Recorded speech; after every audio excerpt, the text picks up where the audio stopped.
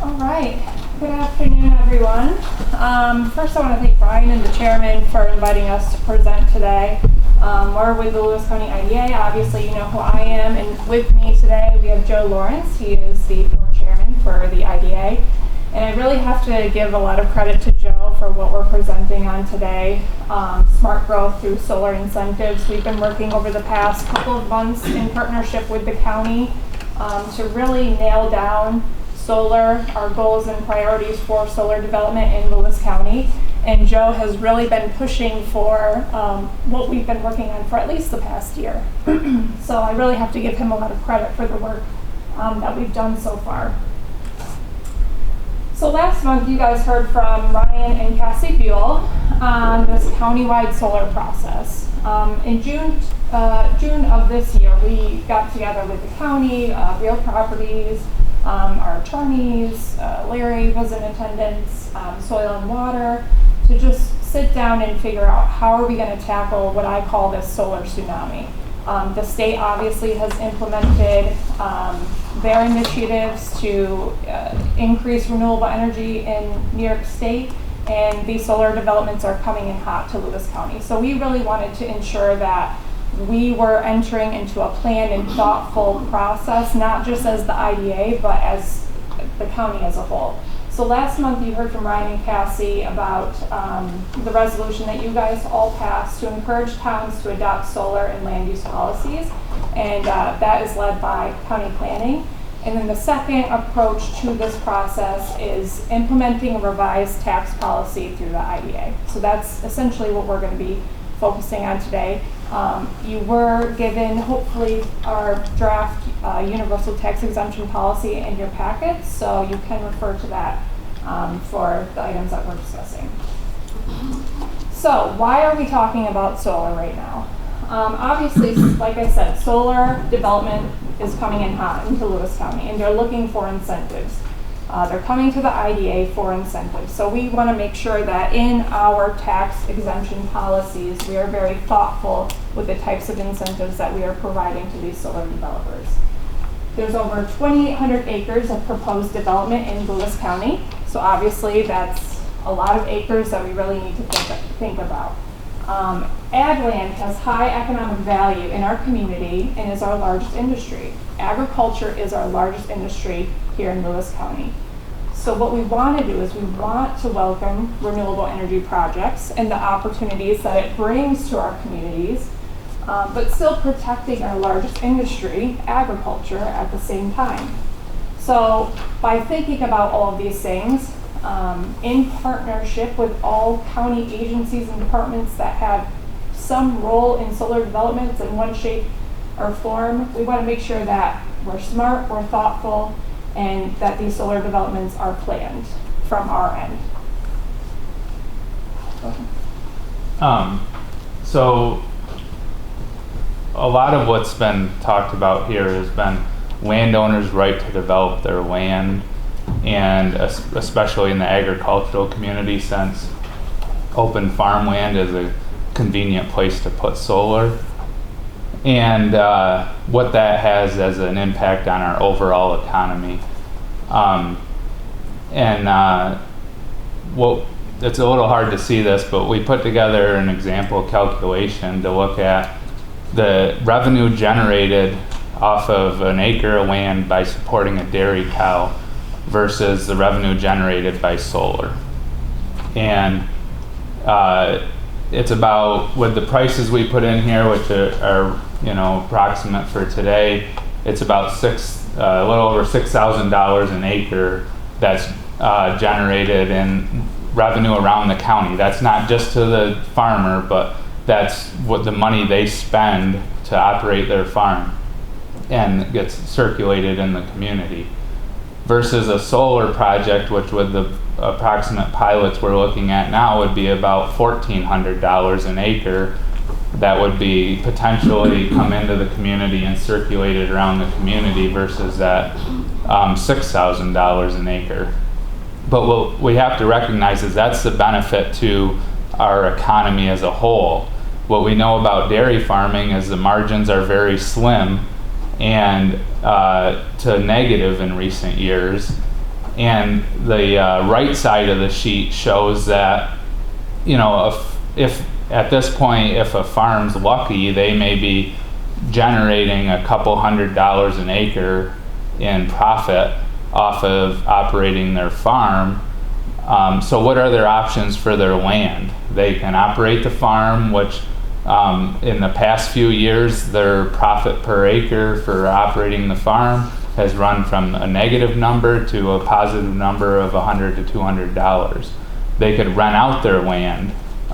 Rental values vary a lot around the county, but we use $60 to $80 as an average. So their revenue for renting out their land could be in that 60 to 80 range.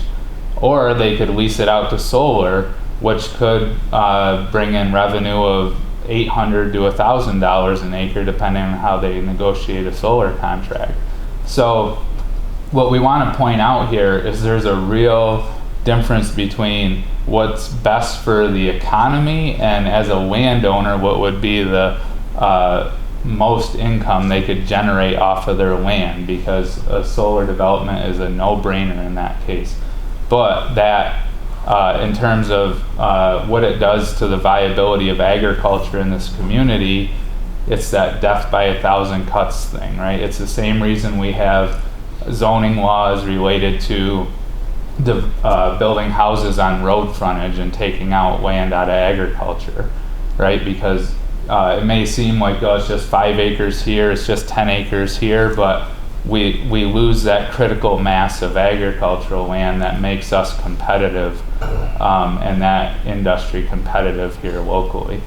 So we're really trying to walk a tightrope here between the landowner's right to do what they need to do with their land, and really that smart growth and preserving enough agricultural land to continue to have that be the competitive part of our economy. So I'm thinking about this balancing act of the big picture Lewis County economy, but also making sure that the landowner still has the right to do what they want with their land. We as the IDA, again in partnership with the county, thought, okay, how can the IDA assist with smart solar growth? So we sat down, and essentially what we are doing, and you'll see in our draft UTEP, we are incentivizing the use of marginal land versus prime, actively farmed agricultural land for solar development. So we want solar developers to seek out that marginal agricultural land versus that prime, actively farmed land, because that prime land is worth more to us, okay? So our approach, we're going to utilize our Uniform Tax Exemption Policy, our UTEP, to determine pilot rates based on a couple of things, a couple pieces of criteria. The first one is if the land is being actively farmed and contributing towards commercial agriculture within the past 18 months. Yes or no? Is it currently being farmed actively? The second point is based off of land and soil type as defined by USDA. So we're looking at these parcels of land that the solar developers are developing on. Is it prime, which is the best agricultural land as defined by USDA? Is it primed if drained, which is good agricultural land, but it has artificial drainage? Or is it land of statewide importance? So it's not the best agricultural land, but it's defined by state as still really important to our agricultural industry. Okay, so when we're looking at a solar project and looking to issue a pilot, we're looking at things like, is the land actively farmed, and what's the soil type? So how much importance are you putting on is the farm active or not? Because it could be active today, it could have been active for the past 18 months, but you don't even know what the owner of that farm's financial conditions are. They could be right in a dumper like everyone knows they are. Right, You know, but I mean, you're saying $200 an acre profit. If you're getting $200 an acre, you're doing pretty well today. Well, again, that's, a year ago it was a negative number. I mean, it all depends on milk price and the farm's efficiency, but that allows you to do that. And you're grouping farms together that you really if you look at one cooperative versus another cooperative. We're here to talk about at the county level. We could talk about every individual farm, just like we can talk about any But other you're specific restricting- example. You're basically restricting all the farms. No, we're Yes. trying to do that in a way that we're not doing that, because for the same reason the planning department isn't recommending that a town zones this out of existence, because we don't want to take away that landowner's right, just like no town wants to create a zoning law to take away that right. We want to put a system in place that places a premium on the best land. It doesn't take it out of the consideration to be used, but it makes it a situation where we recognize that by that land being taken out of production, it is a bigger hit to our economy than some other piece of land. So we'll talk about this map as an example. This is the town of Turin, and we worked with Soil and Water to develop all of these maps for each township that identifies the prime parcels, the farmland of statewide importance, and the prime farmland if drained. So the prime parcels are the lime green, the important farmland is the blue, and the prime if drained is the yellow. So we have this data for each township. A couple of examples here.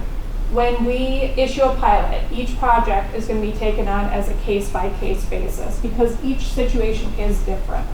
We don't want to say, because you want to develop on this prime farmland, we're not going to say no to that. It's going to be Right, you're going just to gonna pay lower a higher price in your pilot, Right, so you're because- restricting through the pilot. right? Because that land is worth more to us as a county. So then you could turn around and reverse that thought process and say, well, if I'm a developer and I'm gonna get restricted on my pilot agreement because I wanna use this piece of land, maybe I ought to go over to the next town and use that piece of land because they aren't gonna think it's prime, and this farmer, this guy loses out. So you're basically restricting the landowner through your pilot agreement on what he can do and can't do with his land. So with our Right, pilot, you're not gonna move the person from the town of Turin to the town of New Bremen because the UTEP is gonna be the same for the whole county. yeah, this is for every single To a project. different county. Well, they can still build on it. I mean, what to me is good about this policy is you can still build on it. I mean, you can build solar wherever you want. You've got the best beautiful piece of prime ag land that's the best producing lot that you own. You can put a solar field there. But why should the taxpayers of the county give you a discount if we know mathematically you're doing more damage to the economy than good? Why would we give a benefit for that? You have to know throw numbers at it. In our draft UTEP right now, so with these examples, if a solar developer is looking to develop on that prime actively farmed land, they certainly can do that, but they're just gonna pay that $5,500 per megawatt to develop on that prime actively You do farmed this land. with the wind? No, Why It's is not it- even, Why there- is the wind different then? because you can farm around wind towers very easily. You can farm, they're raising goats and sheep on this. We'll find a market for the goats and sheep. Our industry is dairy, and you can't do dairy around the solar, so if if you want to find a market. Solar takes up a lot more acreage than wind, and we're just working to find a way that, again, doesn't take the landowner rights away. We're essentially putting pressure on the developers.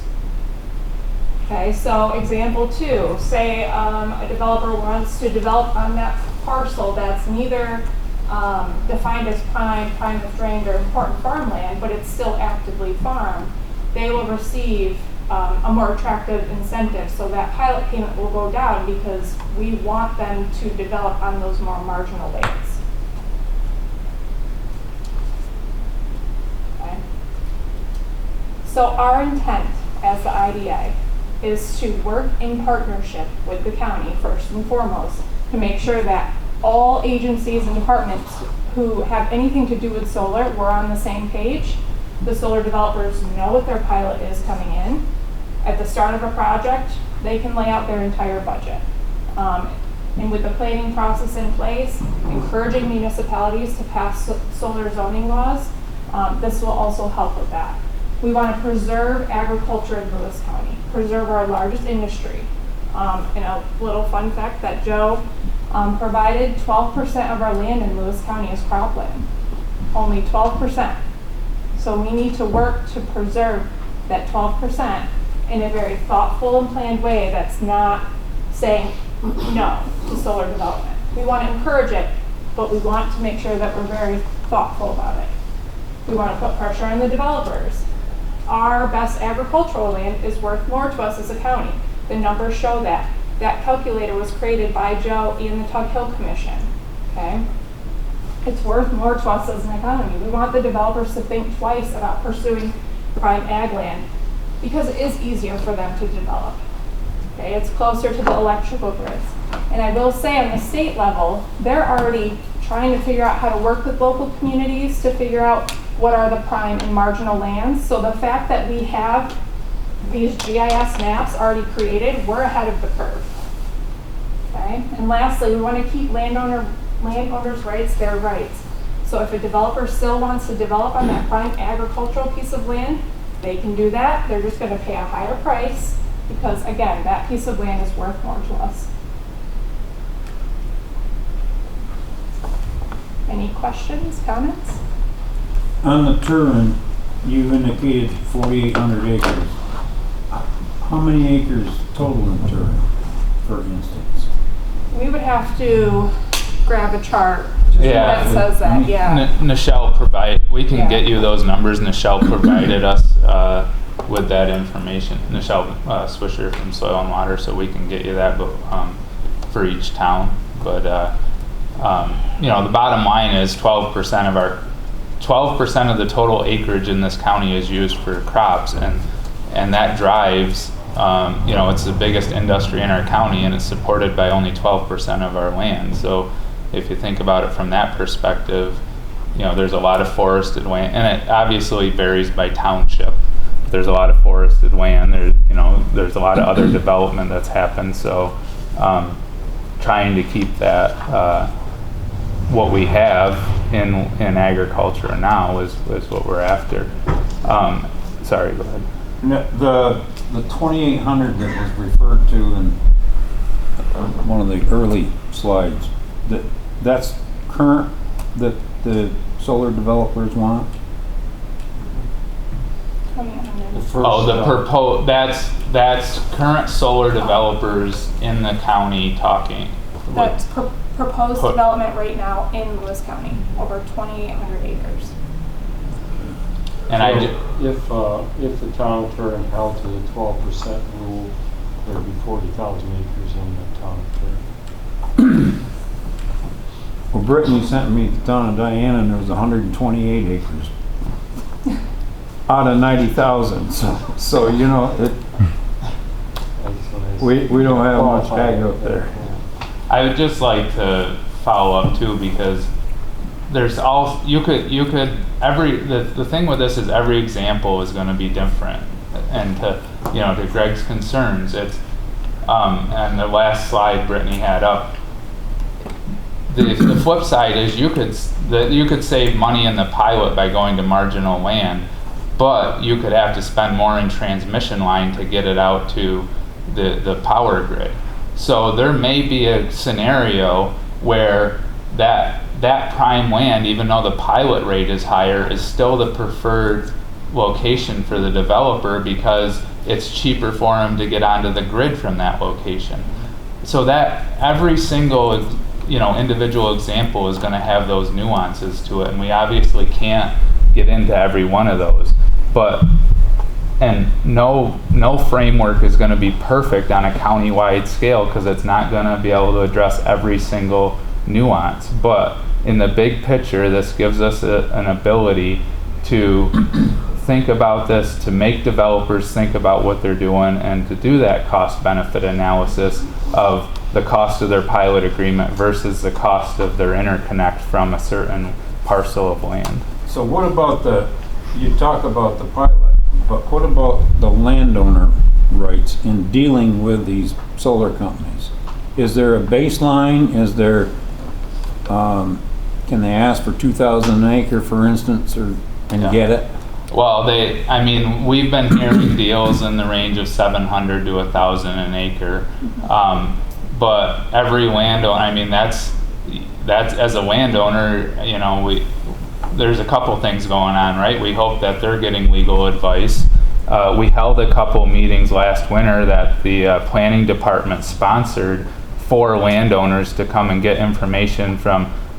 Candy was there, Frank Pace was there, myself, Brittany were there to try to present some of this. So if you are approached by a developer, we have tried to put out information of stuff you should be thinking about as a landowner and questions you should be asking the developer, how you negotiate the lease price per acre, how, negotiating your taxes being covered, negotiating the length of the deal that the developer is looking for. So we've tried to address that on the educational side for landowners, and we hope that they're advocating for themselves and if they're approached by a developer. So, would the IDA be like one of the first people to know about a potential solar We're development? typically the last step in the process, but the intent of this process is to make sure that all agencies who are involved in solar development are aware at the very beginning.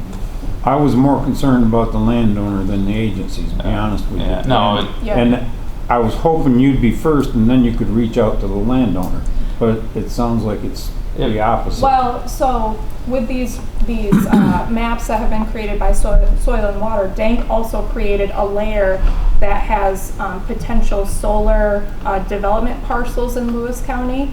So we want to kind of line those maps up on the GIS, and it would be great if we could go to developers and say, hey, we want you to develop on this parcel, instead of them coming to us or coming to the landowners to develop on their land. and to be honest, it really depends on the developer and what their experience is in other areas. Some of them come to the township or the IDA first. Some of them go right to the landowners first and try to get the land locked up before they even go to the town. That'd be the business-like thing to do. Right, we're trying that, and that's where, Brittany and Cassie have a plan of attack as we roll this out. And what you heard about from Ryan and Cassie last month, to go to each township and try to get everyone communicating better, so that wherever the developer goes first, all the other partners hear about it and are able to, a town can organize an informational meeting for landowners if they know a developer is fishing around, and get the IDA and the planning department involved to help with that educational effort. It's important to arm the landowners with as much information as they can before Yeah. they sign any document. My ultimate goal, Phil, would be that we have something on the IDA's website, something on our website, and a physical packet that we can send to each of the towns that is a step-by-step how to develop solar in Lewis County. That way, we are involved in helping to control the process from day one, rather than, like you said, sometimes they go to landowners first. By the time it tumbleweeds and gets to us, we've already got an excited town board that thinks they're going to make millions, landowners that are all invested, and we have to slow the process down because they got ahead of themselves. So we would rather have a one-stop shop where we really have a very bulleted, here's the steps to develop in Lewis County. Well, I didn't like the word you said, control. I would rather the word assist. Okay, assist. So, Well, I would Guidance. consider the development that we have right now out of control. It's happening. right. Yeah. We're working to provide guidance on all ends of solar development. And Cooperative Extension has some good materials for landowners as well. And, we probably had 50 or 60 people attend those two sessions we did last winter, and certainly we have that blueprint, we have that information, and definitely we could do some more landowner outreach with that. So you seem to have defined what the pilot payments might be, depending on the soils or whatever. Have you defined the split of the pilot payments? That is up to the taxing jurisdictions. Typically, it goes by the tax rate, but Typically, if it goes by the tax rate, the town takes it in the shorts because they have the lowest tax rate and they have the biggest impact. It It seems to me like 1/3, 1/3, 1/3 is a much better way to do it, in my personal opinion. So we have You're to- grinning, you don't like that idea. Well, the problem is, I can't believe anyone would think that the towns do an equal third to what the county does, or a school district. What does a school district do for solar? What do does the they? town do for solar? Roads? well, Most of For the county instance? roads. Phil, the problem is it's state law that it has to be divvied up by taxing jurisdiction. So we have our uniform policy. If we deviate from that policy, we have to have approval from the 3 affected jurisdictions, the township, the county, and the school, to deviate from that policy. So that can be a negotiation between the affected jurisdictions of how that split is, but if it follows our uniform policy, then we can move forward with it. If there's a deviation from our uniform policy, then the jurisdictions all have to agree on it. That's not what Larry just said, it was state law. It is state law. Well, that's where our uniform policy follows the state law, is what I'm saying. Oh, okay. And then a But deviation we from. we do have the option to deviate. There is an option, but you have to. There is an All three jurisdictions have to agree Yeah. on it. If Yep. you all Same agree thing to for it, environment. Yeah. At least There is an throw it option. out there, the option. so what we're essentially looking for, this is in draft form right now. We would love any more feedback or comments, or if you have any other questions, please do not hesitate to call us or email us. We are compiling feedback from other municipalities and towns. I attended Town of Denmark last night. They had some really great feedback. So again, we're looking for feedback, and we're also looking for support for not only our revised UTEP, but this countywide process as a whole. Yes, Jim? Did you adopt the revised UTEP?